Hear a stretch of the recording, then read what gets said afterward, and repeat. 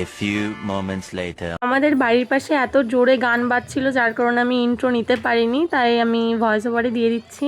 দেন এই যে বেরিয়ে পড়েছি, এই প্যান্ডেলটা তোমরা আই থিঙ্ক দেখে চিনতে পারছো, আমার মিনি ব্লগে আমি বলেছিলাম যে এটা হচ্ছে আমাদের আসরপাড়া পার্কের মাঠের হচ্ছে এটা পুজো।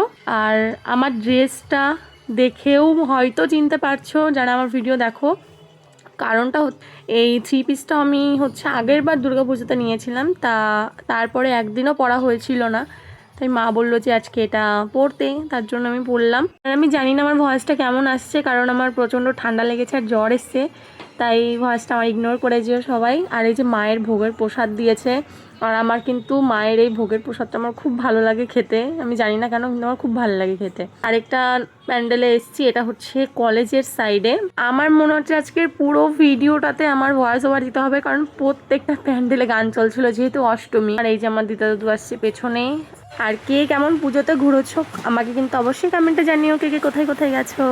তারপরে এসেছিলাম, এটা হচ্ছে আমাদের বগুলা পুরোপাড়া স্কুলের প্যান্ডেল, এটাও খুব সুন্দর করেছিল, খারাপ করেনি। আর এই যে মায়ের মুখটা কতটা মিষ্টি লাগছে।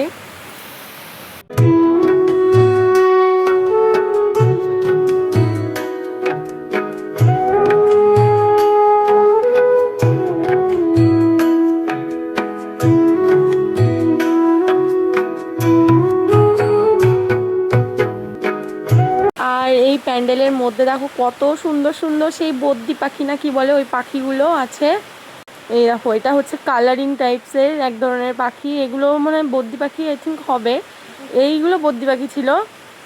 এই গলি মলুয়ার এগুলো জানি না কি, এগুলো অনেক ছোট ছোট পাখি ছিল, অনেক রকমের পাখি ছিল। আর এটা হচ্ছে বগুলা আশ্রম পাড়ার মাঠের প্যান্ডেল, ভালো করেছিল, কিন্তু এইবারের থেকে আগের বার আরও বেশি ভালো করেছিল। কিন্তু আমি যে কটা প্যান্ডেল বগুলাতে দেখেছি তার মধ্যে আশ্রম পাড়াটা একদম বেস্ট ছিল।